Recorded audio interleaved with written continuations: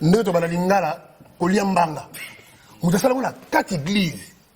Donc, frère Bena a kangi sert dans cette église, a vu tanaye. Et ça qui était né dans le respect quand même. Non, d'autres né en Libala où ils allaient fonder la bicritie. D'autres né en Libala où ils allaient fonder la bicritie. Tant que ça, la d'autres, bah, on prêtre, moi, que, à la loi témoin. Au moment que Yesu a tenu fait à Canada, Libala. Mais Yesu a accueilli, au lieu à bénir, bah, marier, bah, Yesu a bon, les mailles, à comme ça, on vit. Mais pas Bino Bassan Nzambe, est-ce que ça vous arrive il y a Kolula, n'est-ce pas si vous êtes déjà marié, mais Zolula, moi, si vous êtes dans Zelo Lulié, et comme il a Bino fait,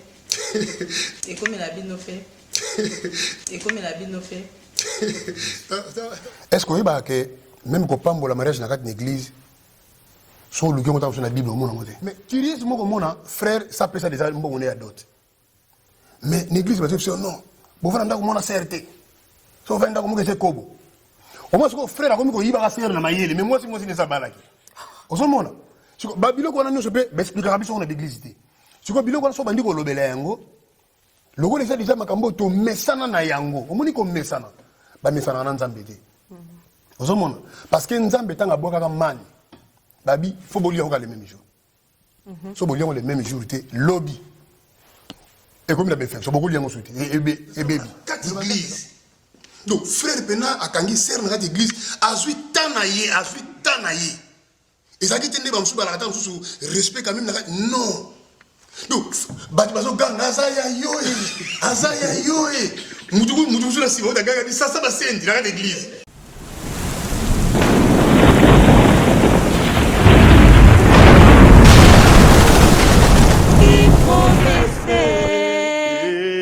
Akokisi promesse 3W.Bomoko Yamboka. www.bomokoyamboka.com.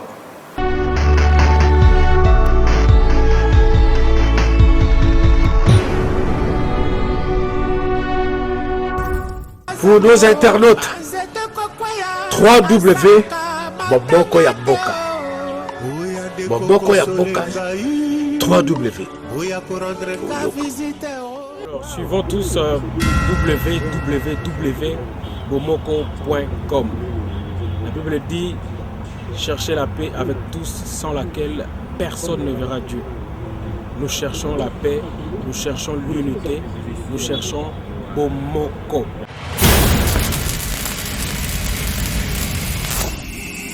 Nous sommes internationaux. Nous sommes situés en France, en Belgique, en Suède, à Kinshasa.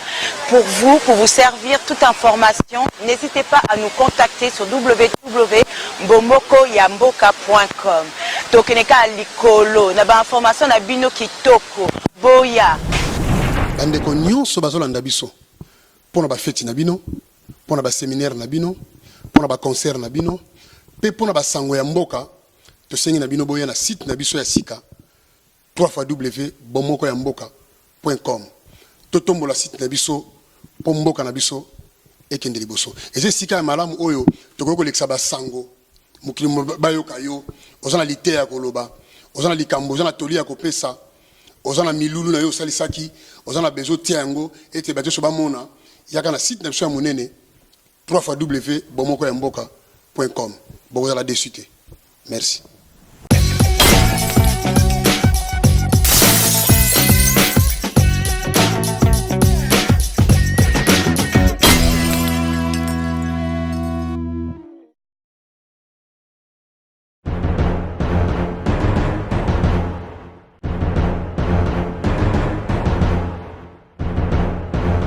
Yesu, kombo na yo mokangoli. Yesu, oyo kaka mabondeli nanga. Yesu, yokangolaka mokwei. Kombo na yo, eleki nyonso. Yaka yaka. Botana motema nanga yo, Yesu yaka. Banana bomo inangayo yaka Kotana mote mananga Kombo na yo eleki nyonso Yaka yaka Kotana mote mananga yo Yesu yaka Banana bomo inangayo yaka Banana mote mananga Kombo na yo eleki nyonso Kombo na yo elonga nanga Kombo na yo elonga nanga Kombo na yo elonga Kombo na yo elonga Kombo na yo elonga Yesu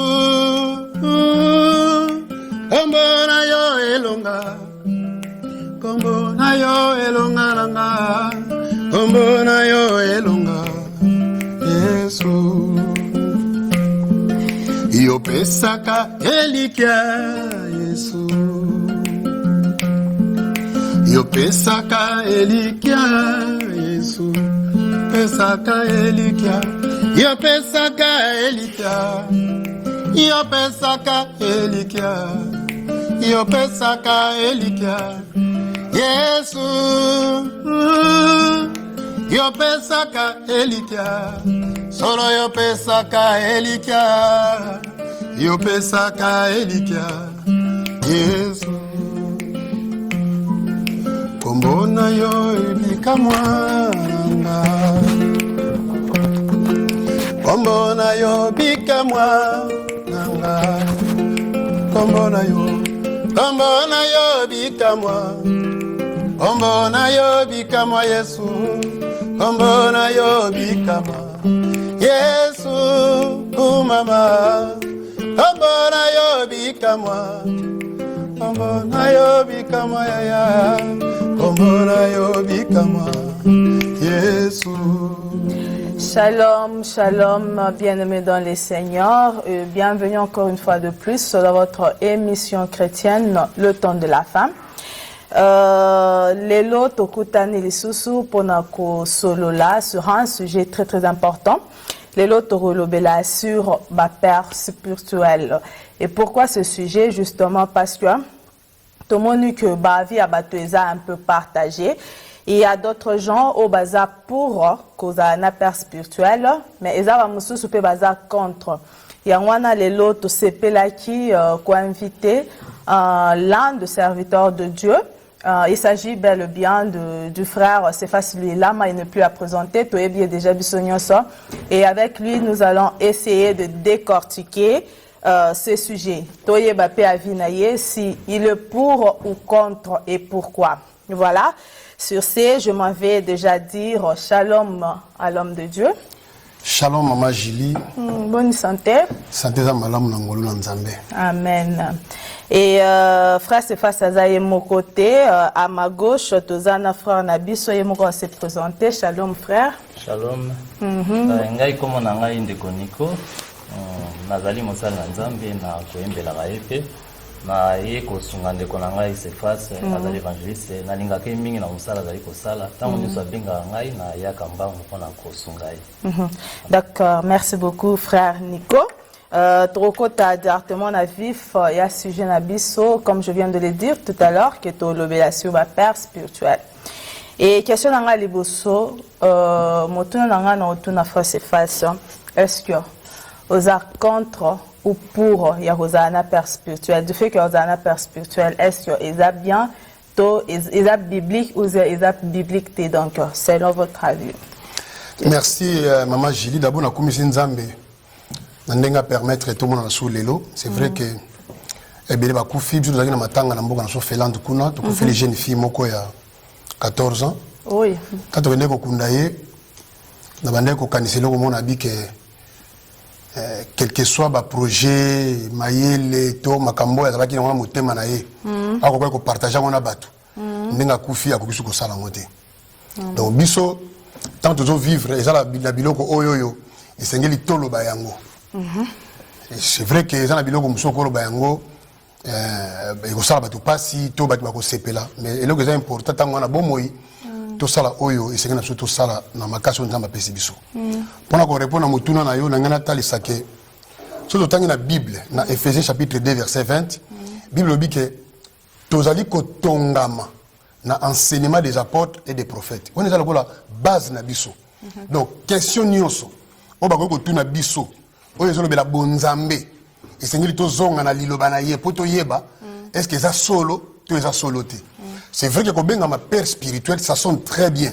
Pasteur nyonso, prophète nyonso, évangéliste nyonso, to docteur nyonso dans la besoin benga ye père spirituel.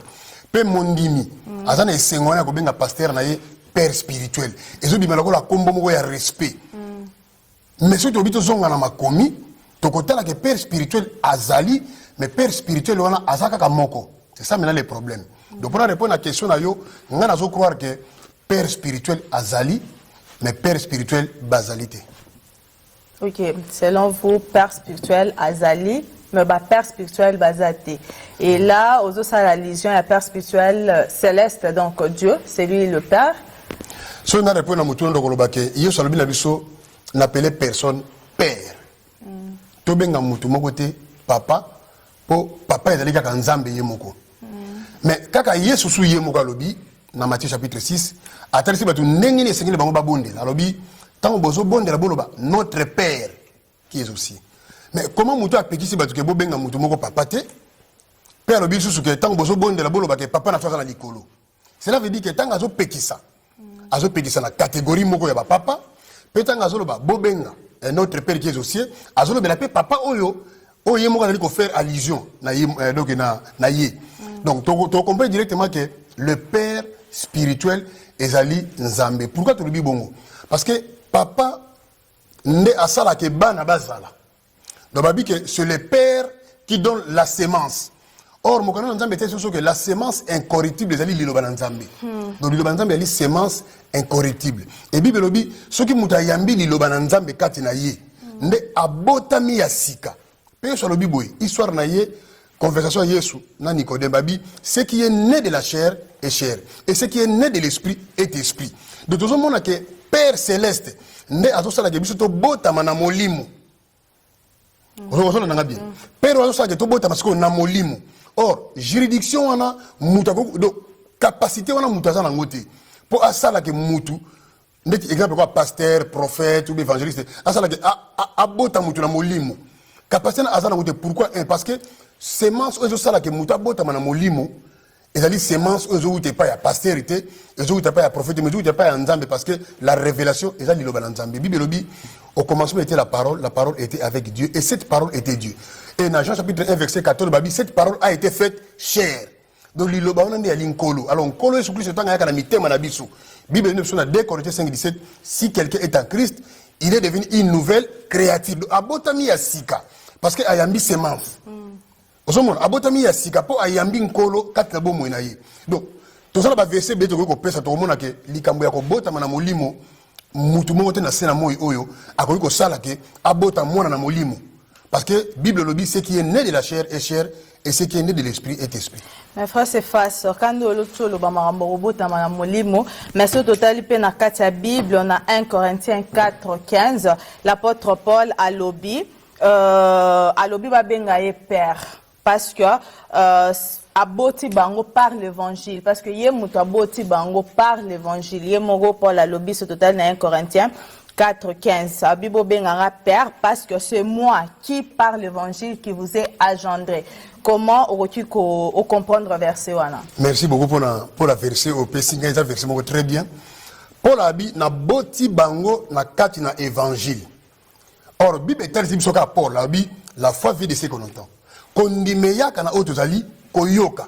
Donc kobota na évangile et dit koloba kobota na kondima. Parce que évangile nous donne la foi. Or Paul a lobi ce qu'on a Timothée boy, a lobi à Timothée mon enfant légitime en la foi. Déjà dans 1 Timothée chapitre 1 verset 2. Paul apôtre de Jésus par ordre de Dieu notre sauveur et de Jésus-Christ notre espérance. À Timothée, mon enfant légitime, en la foi. Les gens qui Abi Timothée azali mwana na ngai na kondima. Alors Paul avant que on répète la phrase il dit que no bosaba na kondima. Po bango mo pe ba yebi déjà que basaba na kondima. Parce que a déjà a précisé des écritures avant que Timothée azali mwana o nga na boti. Parce que abota ki Timothée azana Philémon, azana Tite, azali na ba nebelé.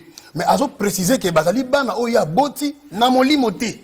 Ce qui place au Paul abika boti na molimo awando ko la sanga. Mais awa tout le monde que Paul abi na boti bango na kondima.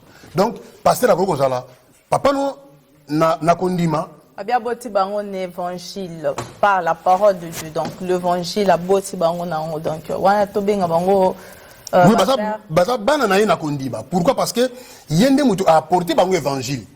A memili bango évangile est celle que ba koma na kondima. Pe kondima wana bazui yango na canal ya Paul.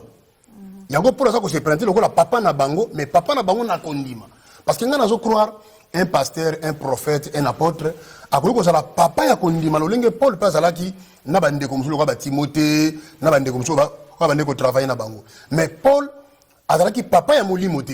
C'est ça maintenant la différence. Il n'a pas ba momo ko so sali e kengete au mona lokola ke zelo ko moko mais zelo ko moko te. Papa ya kondima azali papa ya kondima azana azali mutali na kat église ayebaki nzambe te andimeli nzambe akomi ko sambela akomi serviteur na kat église pasteur oyo a beaucoup lié l'évangile ndenge Paul azolo ba version pesaki et ça verset mo très bien ba ko benga papa ya kondima et non papa ya molimo.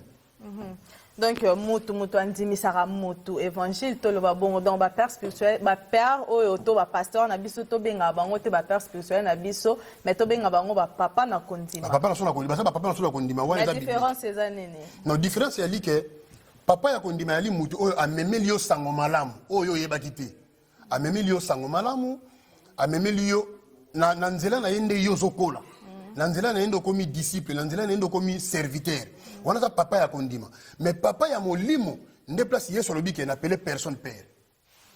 Parce que un père spirituel quand on dit un père spirituel cela veut dire que asa esprit. Or Bible dit Dieu est esprit. Il faut que ba adorer en esprit et en vérité. Donc tu as père spirituel. Cela veut dire pour na bato baby français mingi baby tant bazo le spirituel c'est qu'il y a aussi des pères charnels. Donc il y a aussi des pères charnels. Il y a bazo le père spirituel. Or père spirituel wana soto tangi na plusieurs versets au monde que ezaka nzambe mo. Mais ba père charnel wana donc ba père terrestre to lo ba papa na biso oui.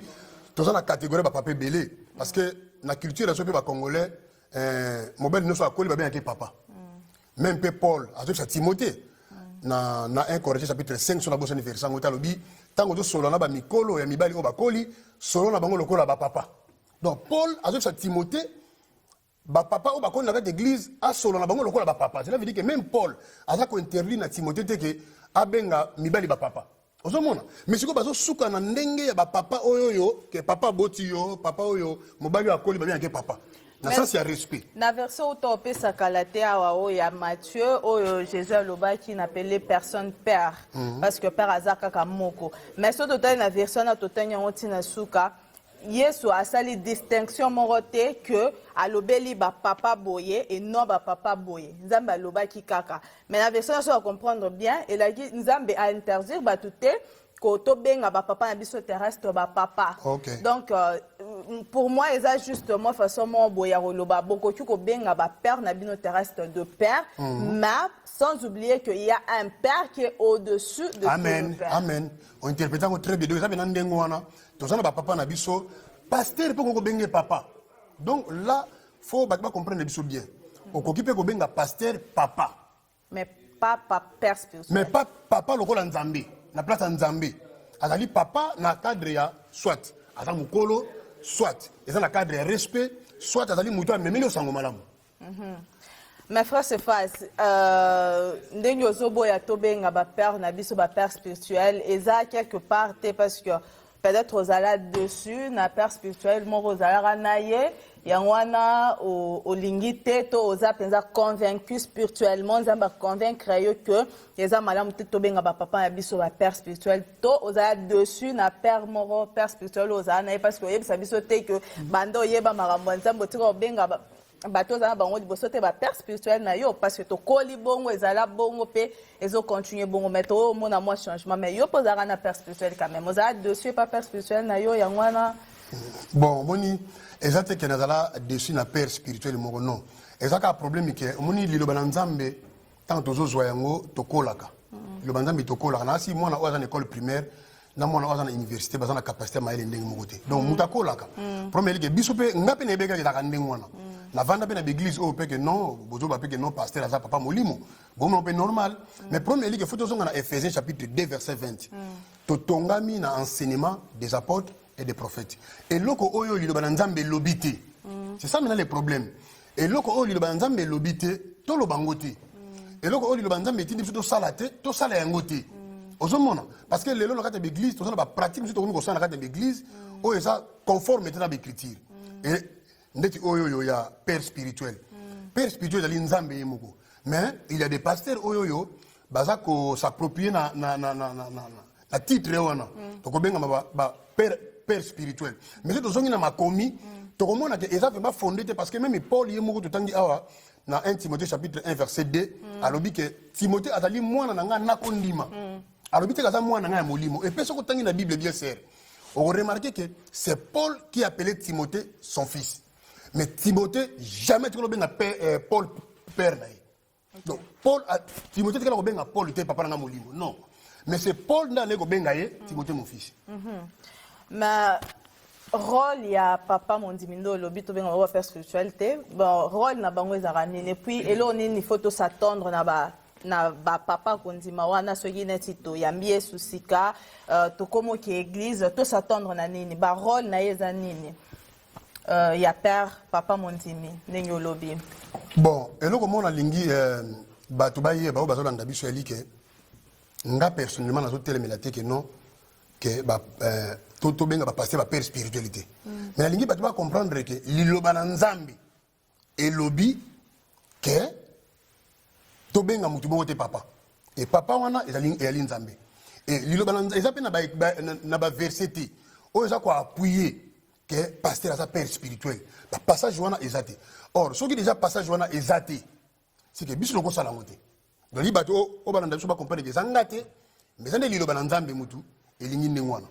Bon, pour Nangaï, et là, on oyo, tout s'entendre là-bas, pasteur, mais, ce que je Bible, au titre de Ephésiens chapitre 4, à partir du verset 11, au Kitinassi, Babi que non, il a donné à l'église les uns comme apôtres, comme pasteurs, comme évangélistes, comme prophètes, Babi, pour le perfectionnement des saints. Tout est maintenant au Wana. Pour perfectionner, il faut bongisa. Donc, pasteur, basala nzambe la l'église, musala bango yali, ko bongisa. Ko bongisa banani. Kobongisa bandimio baza koya ko encadrer bango ko former bango ko talisa bango bonzambe pe ko veiller na kati l'église soki lilo banzambe ezoteyama eza ko tosama ozomona wana nde eli ba rôle o nzamba pesi bango babi pona nini po jusqu'à ce que to kokoma na stature parfaite à Christ to koma na unité à foi donc basala nzambe bana musala ya ko mema biso bato to yaka na kati l'église bakumba biso na niveau moko to koma lokola Yesu. Musala bango ngwana musala bango yali ko tonga te ko panza te ko critiquer te ko punir pa pamba te musala bango ezali ko mema batu bakoma lokola Yesu pour Yesu dans modèle pour na biso. Mais ba qualité nini otokoki ko reconnaître et pas un père papa kondima ba qualité ni il faut te reconnaître pas na yeke o penza za papa ya kondima o peut-être on a roki na se confier na ye na yebisare makambo si j'ai un problème spirituellement na kende na mona kana yebisaka et to reconnaître on n'est pas papa. Bon, première qualité ya bosal na nzambe ezali d'abord face à la propre enseignement. Omoni lelo oyoyo tokoma bon mosala nzambe sansele kaka loba malembe moi mingi ba costume aza moi kimia bon ayoka nzemba fali aza mosala nzambe problème ça mwana te problème ali plus et ali que mosali na nzambe nyonso o nzambe abengi pona kokamba lingomba il faut avoir la capacité il y a qu'interpréter d'abord l'écriture. Vous comprenez? Il y a un des disciples qui dit, c'est à vous que j'ai donné la capacité de connaître les mystères du royaume. Il y a un père spirituel, parce que la révélation, il y a le Nzambe. Mon seul Nzambe, à quoi une église à Mounene, à quoi une église à Mouké, et là, c'est important, et ça nombre, mais il capacité, il y a qu'interpréter l'écriture. Parce que l'écriture n'est pas ça. Pasteur rebelle va interpréter bien to ebi va pasteur va teya malamu mais vie na bango eza vraiment na droiture te donc ba teya vraiment bien te mil bosozo teya mais au mona penza vie na eza na droiture te. Bon eza biloko mi balé keseni. Vie na eza loko mususu likabo ya kolimbola mabomba mi ya lola eza pe loko mususu. Donc biso to landa oyo azobisa biso comportement ne total yango te yango ngyo e. Te na bibongo te na biboye. Mutu abenga mina nzambe po asala musala abetaka drum ayembaka ateyaka amoderaka musala nyonso mutu kosala eza d'abord likabo kouta na nzambe yango na lobi batu o bali kokamba ba mangomba il faut d'abord na kata ba ministre eloko kolakisa que non babenga mina nzambe d'abord il faut pas la capacité ya ko interpréter ba écriture pourquoi parce que tant batu bazoko ya tant on colle bien faisait que non pour le perfectionnement des saints et ça pour na ko bongisa bango na nzela lilobanando lilobanzambe eza la base donc sans yango aucun église té siko soki ozo kamba église et que ozo na capacité ko limbola donc que lilobanzambe té donc église est sur église té donc premier signe il faut avoir la capacité à expliquer ya ko limbola lilobanzambe mais ba papa na kondima na kati na église il faut to ponara bango il faut kaka azala pasteur to ba fidèle na weki ko mona papa mo to maman mon église na moni que na moni penza que bonzambe za mingi peut-être on n'est pas pasteur te na poni peut-être azala moi mutu mo na wando se confier na ye makamnanga bonzambe pour na croissance makamnanga bonzambe to il faut zara pasteur nde faut azala mutu mo ko il faut na se confier na ye bon normalement c'est ko solona mutu problème na yo équipé mutu te ils dépendent de la confiance au PC Moutouana. Mais le problème, il y a peut-être papa na kondima. Et ça, Moutou nous sauté. Parce que Paul a le dit que Bozali Bana ou Ngana Boti na kondima. Ça veut dire que Paul a dit na bateau, a ko encadré. Tout le monde a image église. Tout le monde. Tout le monde la plus il est là, responsable il y a l'église. Le bateau, ba leader, on va diriger l'église. Bangonde, bateau oyoyo, et Sengeli, ba zala lokola ba papa ya kondima par rapport ya comportement na bango par rapport ya ndenge basoko ko boko la pe bana na kati d'église c'est ça mais ndeto monara par exemple ceux qui naza na église moko quelconque et que église wana na longwe na ken église mususu wana na obenge kaka papa nanga molimo malgré na longwe to na église ona komi papa wana komi ko encadrenga akomi papa nanga pe ya molimo to ezandeni megano explique bon normalement tous ça vraiment obligé te il y a utiliser le terme papa molimo bonne tinga pena papa kondiba ndeti nga pena ba terme on a pena lingana pena ko utiliser ngote mais na ko baka pasteur c'est tout pourquoi faire la kaka papa kondima papa molimo non muta ko ndeka pasteur c'est tout et ce qui n'ont pas wana c'est normal donc pour la likambo est église nangana lo bagwe ngana ujita mususu Congo na zaki na pasteur mususu na Finlande na pasteur mususu ozomon mais na papa oyoyo mais nazo reconnaître que yenda ali papa nanga na kondima d'accord nazo reconnaître ngo ali papa nanga na kondima parce que ba koma ka papa kondima kaka bongoti il faut mutu aye asa former asa encadrer asa contrôler asa soutenir ozomona parce que l'église on a pas problème belé et singa ko bondela pona mutu singa ko sunga mutu na enseignement ko sala ba partage na ye ndeto ozomona mutu ayena ndako bosala ba partage pasteur pas ko ya bosala donc mutu o yo moko sa consacre yenda coalition na kondima ye on ande papa na yo OK donc bato yo baloba que papa nanga tika en Afrique na papa nanga en Afrique po ngana ebi na église mususu na kenda awa ba interdisa biso koloba bongo que oh papa nanga zara en Afrique oh papa nanga zara boye donc na église oyo komi papa oyo kutwa na ye mutu komi père na spirituel automatiquement to papa ya kondima ndenge otoloba donc to ba ke mutana azana mwa libungi muketo ndene bon eso dépendre moni batumi baloba ngo par rapport à ba déception na éviter pour ngana lo biango temba o bazo lobango baloba ngo pe mingi par rapport à ba déception cela veut dire que tanga ina poto akomi ko kanisa nde babande ko kamba ina kisasa azomona ke kambeli wana ya kisasa ne kambeli ya esika azali sikoyo azomona que na bokeseni mingi parce que il faut bango que bandimi mingi oba uta na kisasa c'est comme ici na lobité que za bongo batu nyonso mais mingi bamona ka ba l'église bazo kende seconde ti za ka bongo mingi bazo ngo ndenge wana donc peut-être azomona que non pasteur bandeko kambanga na tant en Afrique azalaki malamu par rapport à azo kambanga lelo yango bati muso ba misa balangage wana mais na ko conseiller bandeko balobaka ngo eza ba langage moko ya malamu te d'autant tiki côté mususu côté mususu faut en confiance ici aux ali faut y a intercession y a partage y a prière au ko la peine à kondima donc eza mabete mais après na batu mususu pe basala que atika père na en Afrique papa kondima ningo lobby ba na poto mais à chaque fin du mois atindaka malgré comment l'église ne mususu mais atindaka dim na chaque fin du mois l'église na place à uta mais ba pasteur mususu baza contre ngo yo avine zandeni est-ce que batona baza na raison to baza na moi libungi bon d'abord tant que Afrique comme na poto quand même engagement l'église mususu église yoza pour le moment ils ont ba problème ba besoin bongo ils ont ba sala nzambo bazoteya baza na besoin ya lisungi ba micro ekufaka guitare ekufaka drum ekufaka donc contribution na yo normalement bibliquement parlant contribution na yo okopesa ngo sika bazolesa yo liloba na nzambe ozomona okopambola ndeko azolesa pe liloba na nzambe donc wana ezali comportement ya malamu te eza comportement bien te que no ozalaka na poto ndeti awa na mboka na Stockholm otinda siko mbongo neta msusu na kisasa kuna boeza eza comportement malamu te normalement okoki kopambola et on repère ça moi dans l'église au Outa ils ont ma bête mais il faut pas plus contribuer bisika au bazo leso le banzambe parce que mbongo na ndeka sala que basomba bakiti basomba biloko bana ngo besoin. OK, mes frères et sœurs, moi minute peut-être tout clôturer moi première étape na biso au s'adresser na peuple de Dieu Zolanda biso sur le père spirituel peut-être question na tunioté ou peut-être daki na posa olobango. Bon, et là, on a le bélique, bandeko bazolanda, na saki émission na Paris, to belega makamba père spirituel, to bandila ngo lisusu.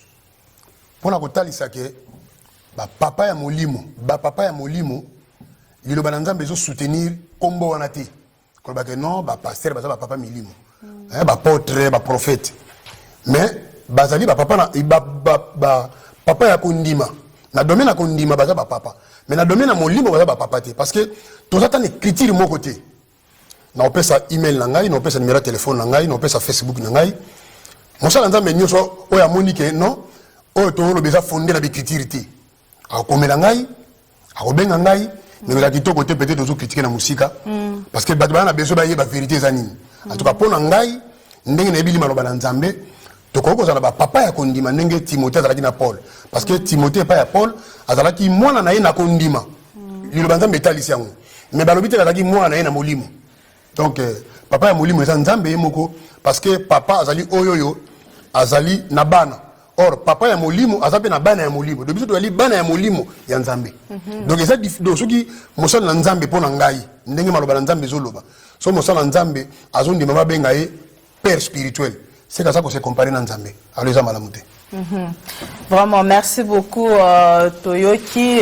Comme on a toujours dit dans cette émission que nul n'est parfait, mais tous sommes à la recherche de la perfection.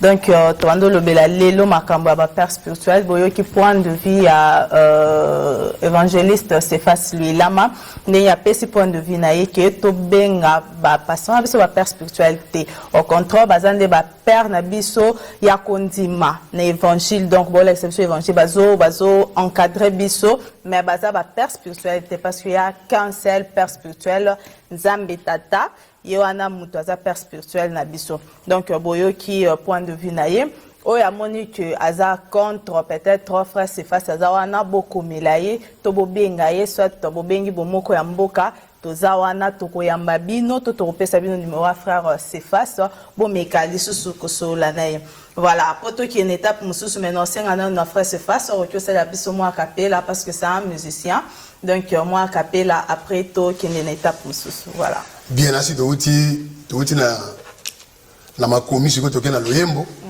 pe na kondima ke ba mituna mingi etikali yo la mingi makama musique po to na pe besoin mais to yeba nzembo moko bolingo na yo ileki bomoi nanga bolingo na yo ileki bomoi nanga motema nanga nkolo esanjola yo bolingo na yo eleki bomoi nanga nakotatola se kombo na yo nakoyebisa solo na mokili oyo ete ya solo Yesu yozali nzambe anguyaka bolingo na yo eleki bomoi nanga bolingo na yo eleki bomoi nanga bolingo na yo eleki bomoi nanga motema nanga nkolo esanjola yo bolingo na yo eleki bomoi nanga likolo na se mpe na se ya mai namoni se yo Yesu nzambe na nguya yango minoko nyonso nkolo esanjola yo yawe bolingo na yo eleki bomoi nanga Yesu bolingo na yo eleki bomoi nanga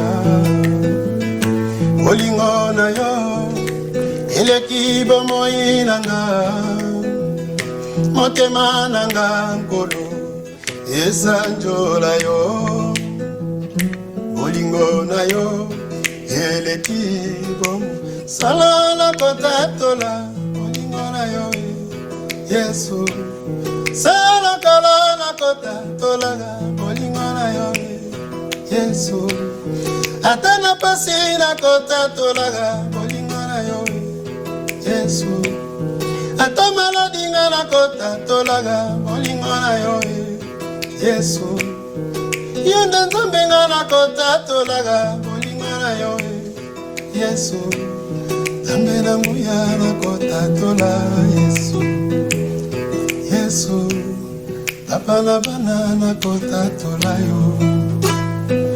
Bravo.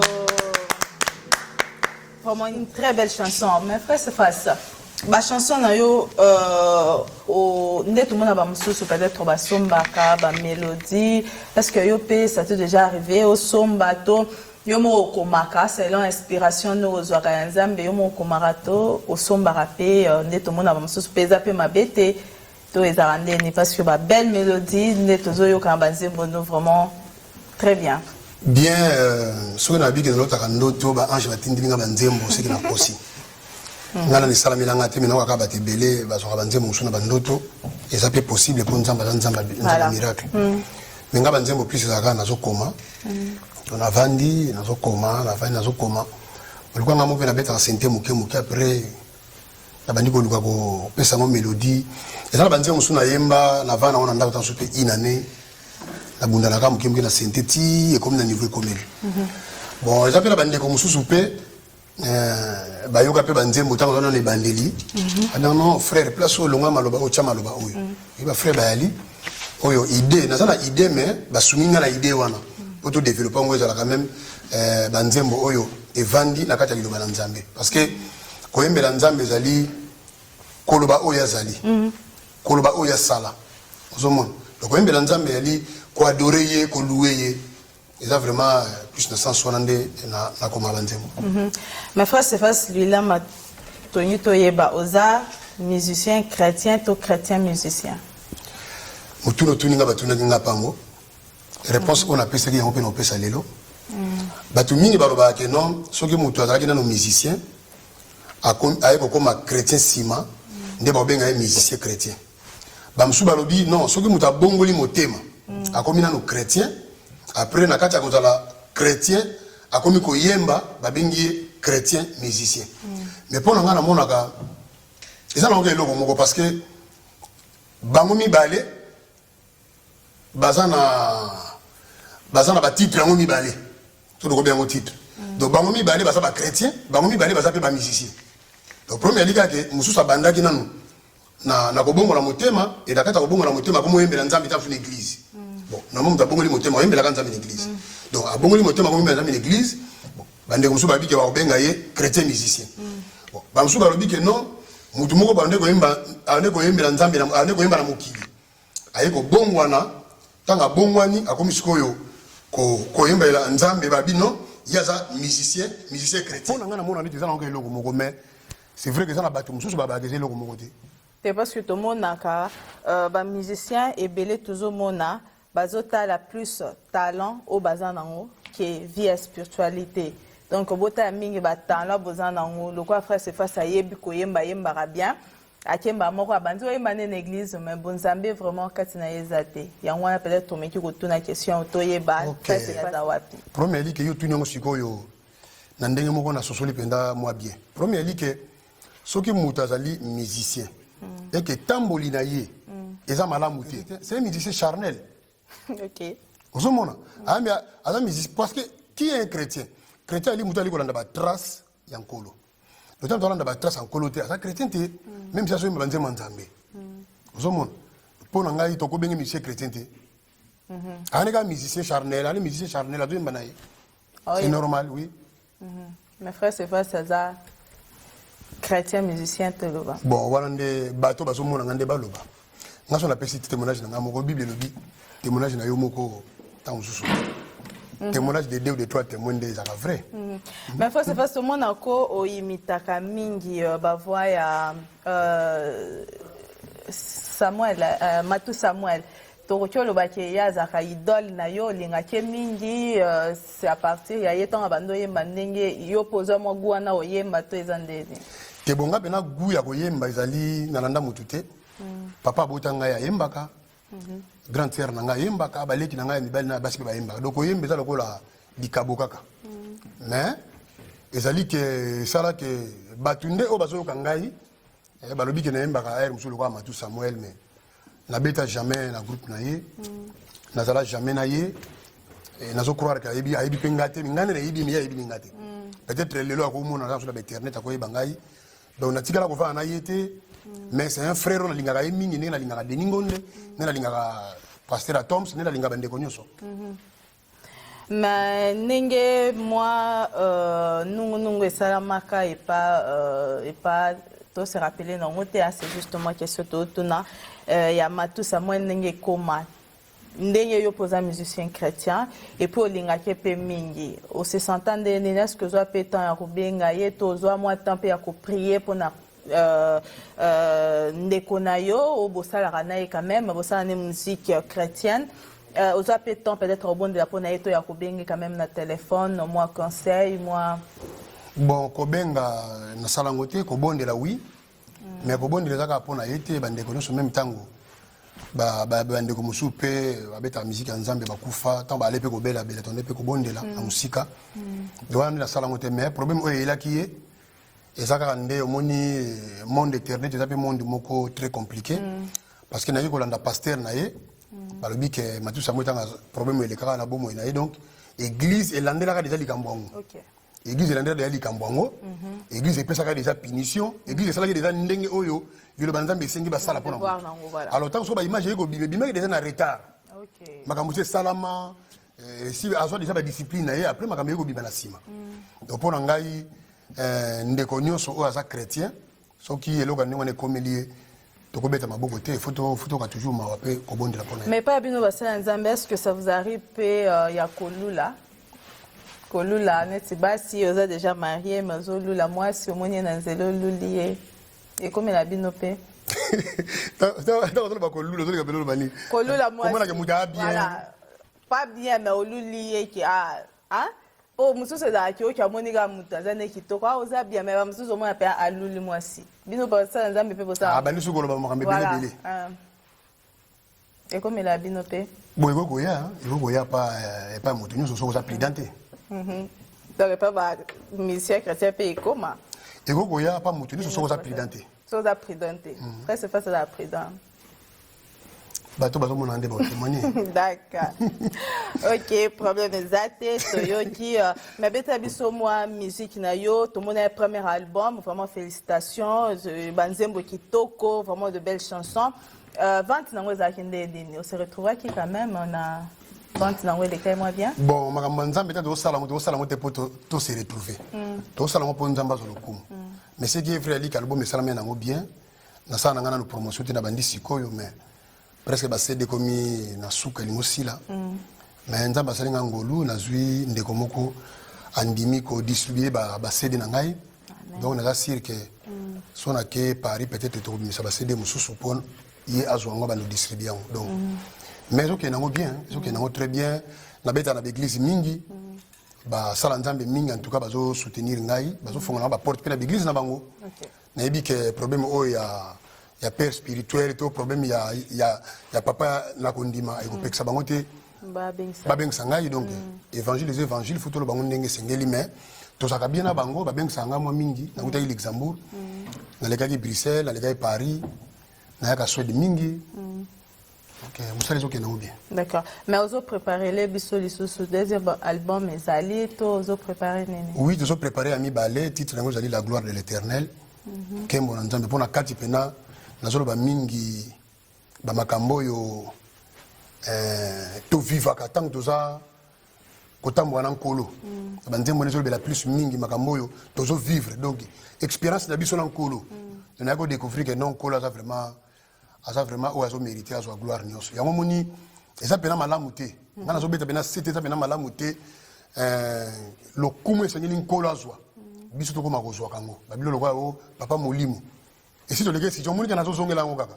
Babilo lokwa papa molimo, babilo moko et place nzambe ko meka kokoma te. Donc sika nzamba za kokoma wana te.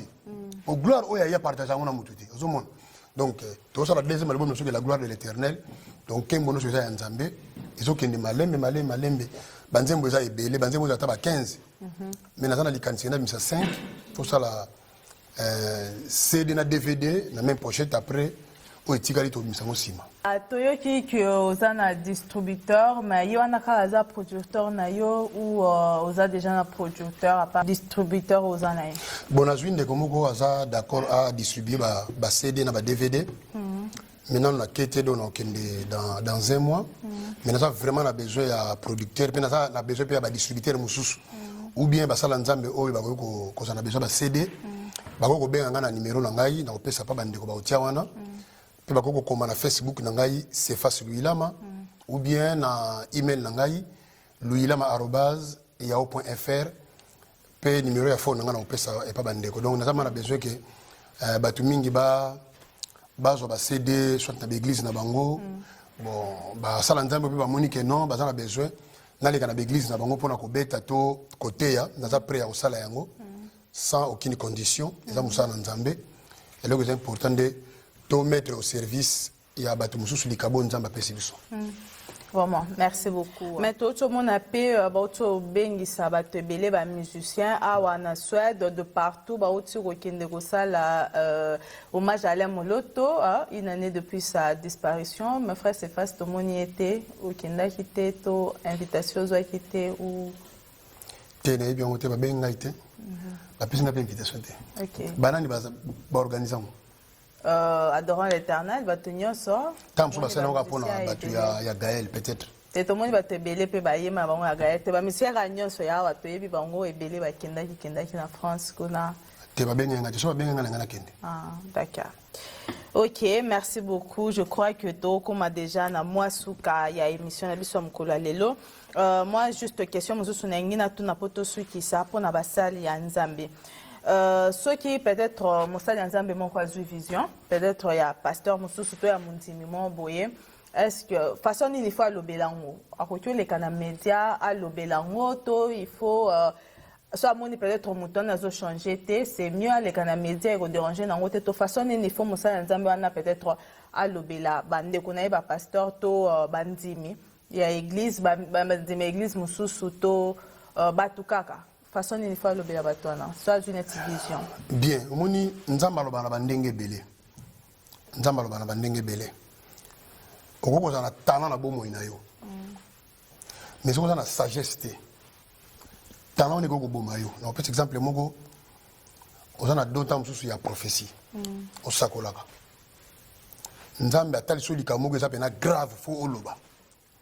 Mais il faut la sagesse ya ko bimisa liloba yango. Mabala batebele kufa likolo makambo wana. Mutamuni makambo ça pena ya solo, mais modèle na kende ko memela yango au lieu et apporter un plus na bomo ya bato et pandi bato. Moi je pense que yo za mosala nzambe ngana mosala nzambe. Soki nzambe a révélé nga likambo pona yo. D'abord nzambe yo do sambela nzambe za tellement na nguya makasi. Asa na bolingo mingi. Nzambe tanga révélaka ezaka pona ko avertir. Tant mususu ozo tambola malamu te alingi abeta mais avant beta asa na ko avertir yo. Atindi le message. Nzamba ko loba peta mususu alinga pambola yo. Nzamba ko loba peta mususu alingi atombola yo. Nzamba loba na ba réseau belé.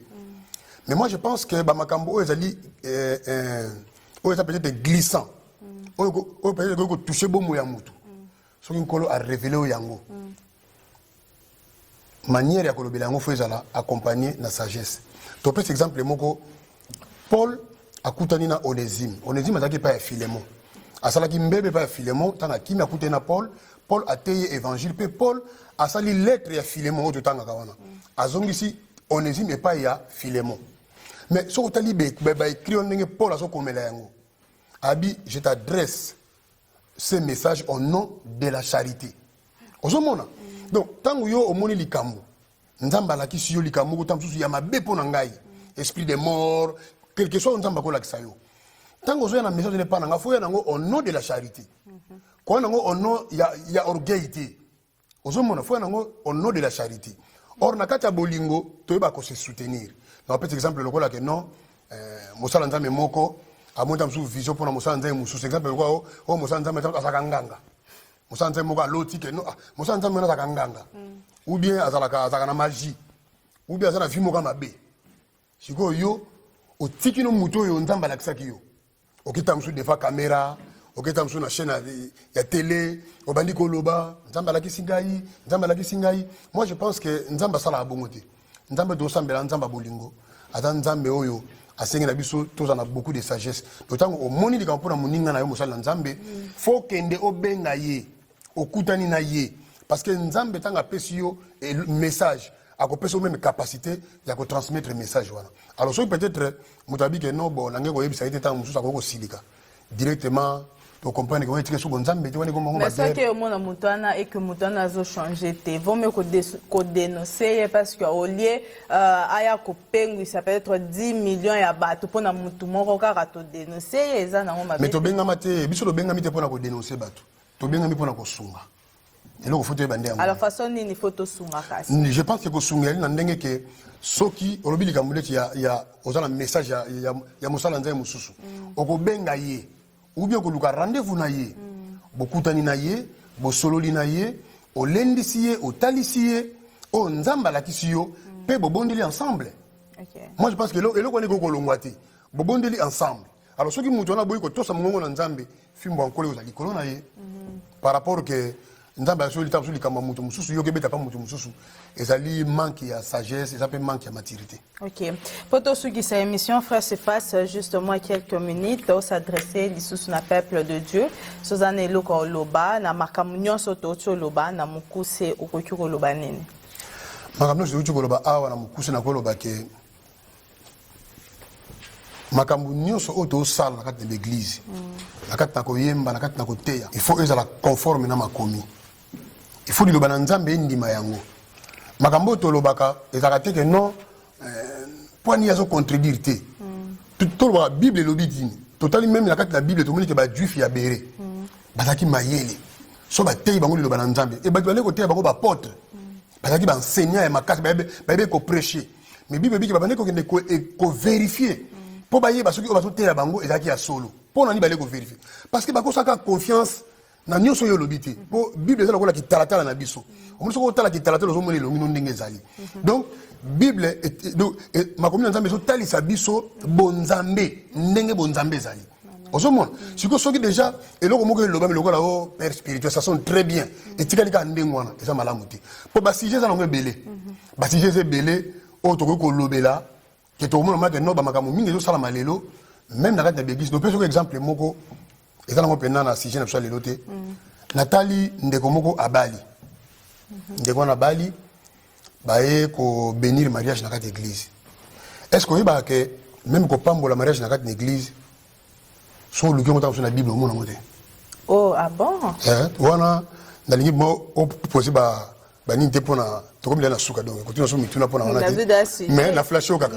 Est-ce que bi ko pambola mariage na kati église so to lobi to luka pena ba écriture oza ko approuver au monate au monate yeso keningi na fête ya kaneza ki libala mais yeso tanga kei au lieu à bénir ba marié ba bi yeso abongoli ne mai akomi sango vini.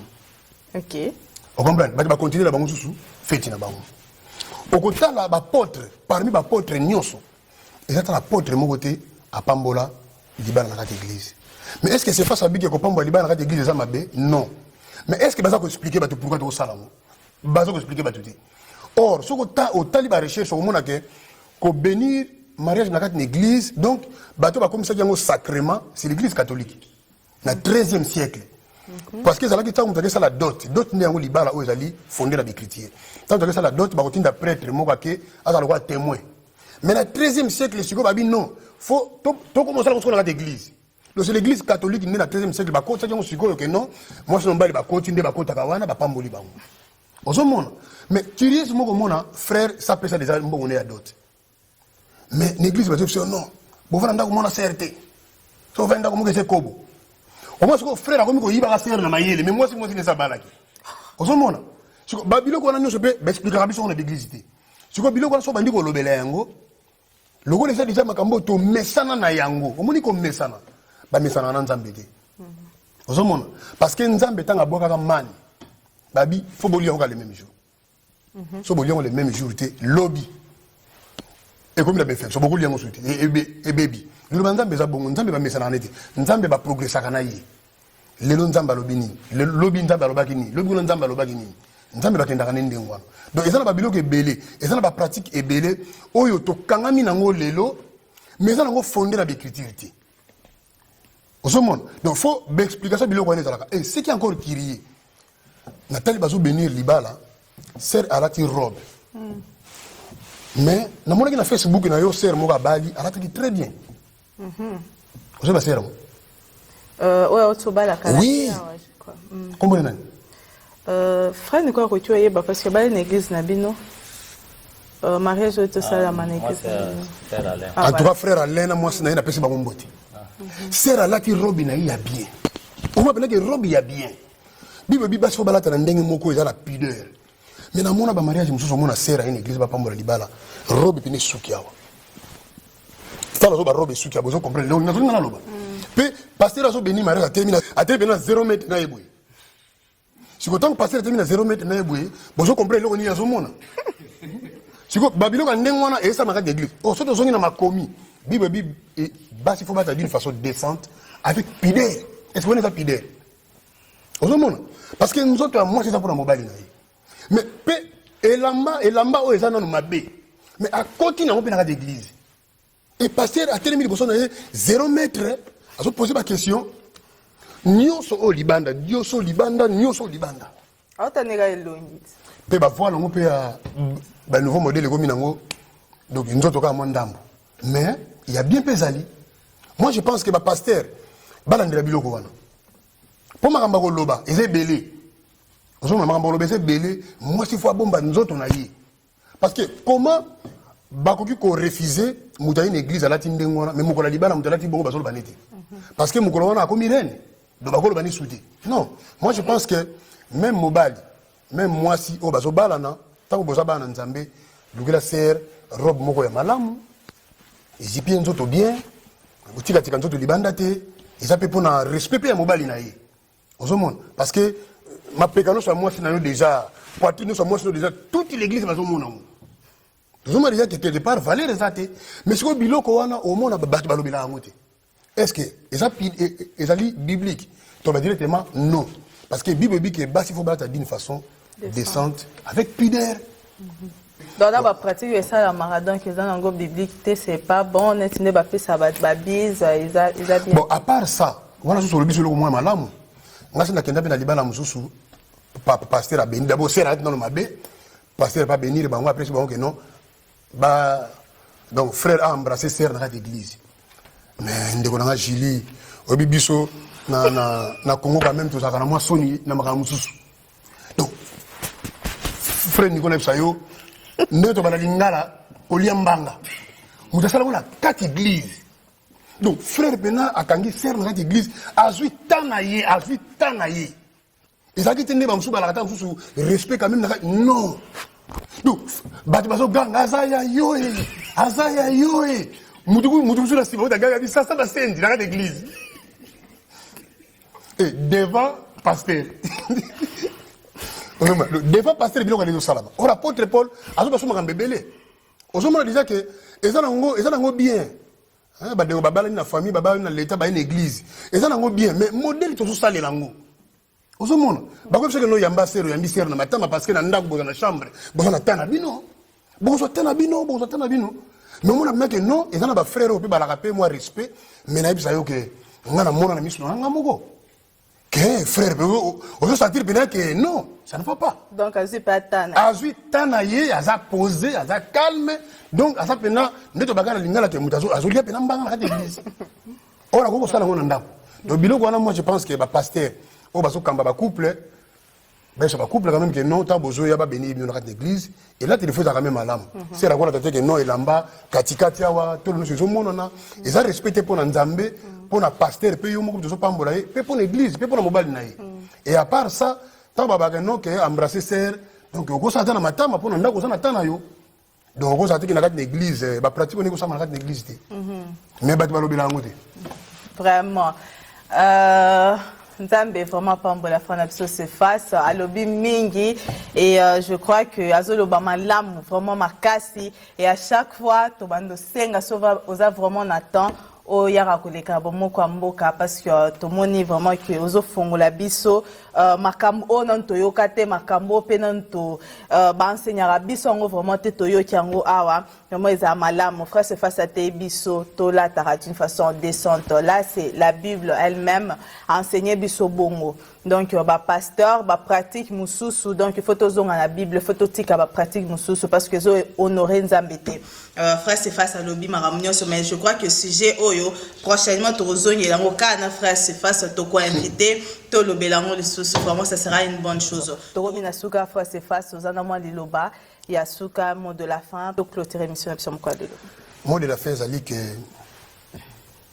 naibi que na beta la musique makambo nazoloba ndeko moka tsenga beza risque pour na yo parce que ozo risquer ba benza osu na l'église te moni vérité sa vérité introduction na netolo ba que na Finlande to ko fait la jeune fille cause na cimetière ko tala ne bazo kunda mutu il obelenga ma kambebele nazo croire que lelo soki peut-être pema ona na ngosuté na makambo na lobi na ko loba ngote donc tant que toi na bomoi to loba to sala o esenge to sala o eza malamu pona nzambe donc moi je pense que basala nzambe oyo yo balingi liloba na nzambe pe ba se dépouiller ba mitiki na nous kotala que non que ngana ta pasteur ngana ta prophète mais ba teno que liloba na nzambe loba bible nde loba peut-être soki na sali erreur moko a ba ko benga ngai ba ko mela ngai to kamba église ndenge senge to kambela yango liloba na nzambe za la liboso moko musu pe to ko mekana ko lobela pe ba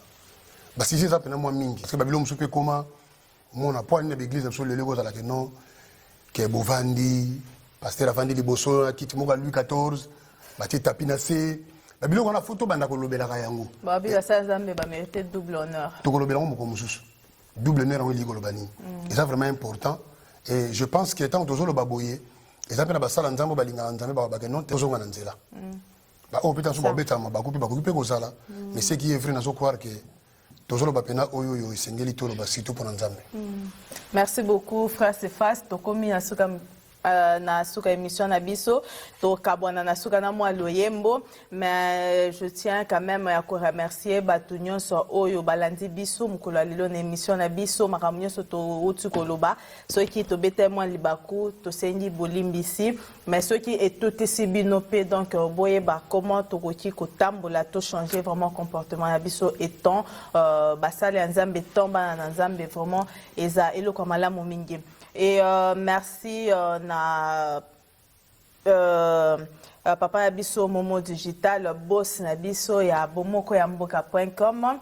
Zambe vraiment apambolaye lobi ezaki journée moko malamu tolekisa ki ba moment moko merveilleux vraiment Zambe apambola biso ba équipe mobimba ya bomoko ya mboka partout bo baza na Kin baza na Belgique baza na France na biso toza na Suède partout na digital ye moko boss na biso Zamba apambolaye place bango nyonso bazali to kende vraiment liboso vraiment to ana foi que site na biso ekiliboso to pambola bana na Nzambe na bémission nyonso to zara ba émission chrétienté porte eza ouverte na batu nyonso mutu nyonso ba saper o ba nini batu nyonso ba lingi baya vraiment porte eza ouverte na mutu nyonso boya oleka po bosala ba émission na bino voilà to komi na suka merci na bino nyonso bolanda biso merci na frère Nabiso Vegas, merci na batu nyonso, merci na frère Nico et Pazaki Nabiso.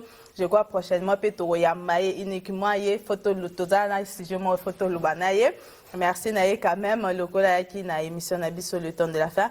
Merci na bino nyonso mes frères c'est facile to kabona quand même na moi loyembo avant tout ce qui ça. Je sais pas, aux moi ba dédicace peut-être après au quota na moi loyembo pour tout ce qui c'est émission Nabiso. Bien na pesi merci na nkolo pe na pesi mbote na pasteur John Kabudi na pesi mbote na pasteur apôtre Guy Penuel na pesi mbote na pasteur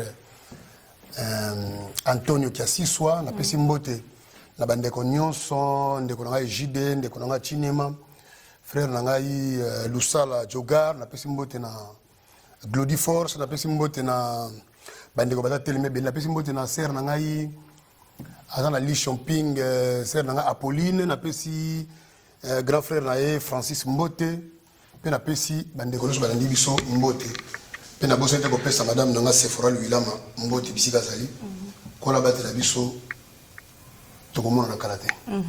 Merci beaucoup. To veut que na loyembo.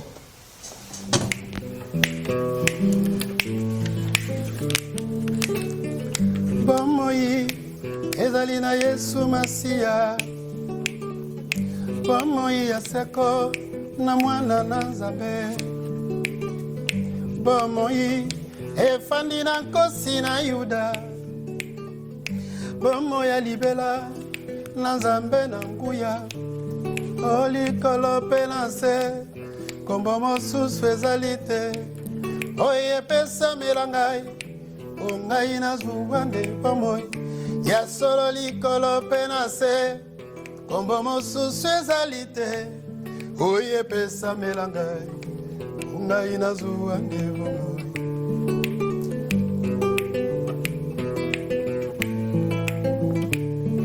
mokili ekoleka nyonso mpe ekoleka oyo ndimeli Yesu akoumela seko nayebi mokili ekoleka kolata mpe ekoleka baoyo basimbi masiya akoumela seko nabeleli Yesu ye mosikoli na ngai nabeleli Yesu yende Nzambe na nguya ngai nabeleli Yesu yende patron na ngai ngai nabeleli Yesu yenda tindinga na sala nayebi mokili ekoleka nyonso mpe ekoleka oyo ndimeli Yesu akoumela seko yemba bomoi ezali na Yesu Masia bomoi ya seko na mwana na Nzambe yemba bomoi ezali na Yesu Masia bomoi ya seko na mwana na Nzambe. Restez branchés toujours sur www.bomokoyamboka.com. Au revoir.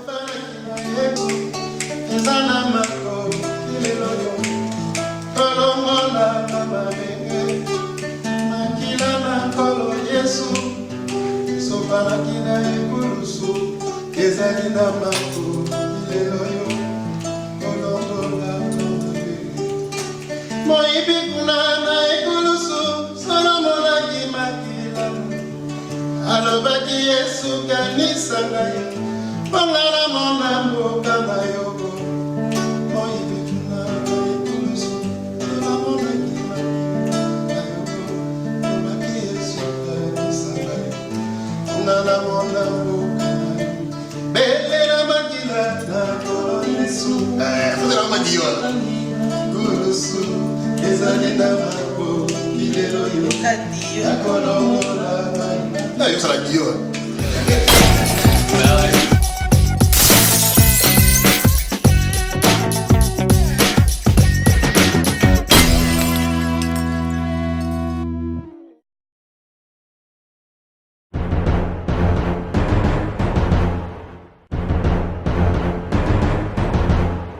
Akokisi promesse. 3W. Bomoko Yamboka.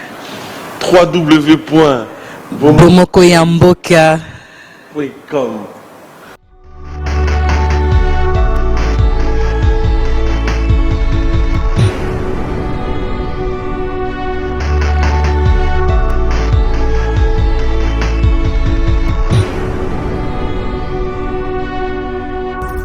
Pour nos internautes, www.bomokoyamboka.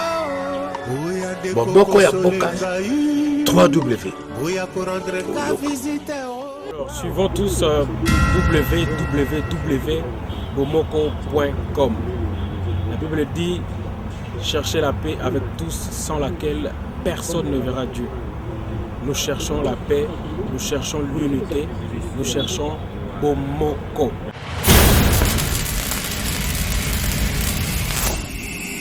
Nous sommes internationaux.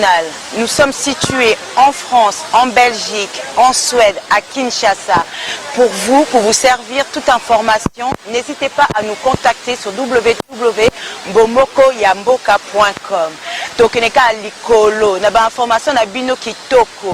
Boya. Bandeko nyonso bazolanda biso. Pona ba fête na bino, pona ba séminaire na bino, pona ba concert na bino, pe pona ba sango ya mboka.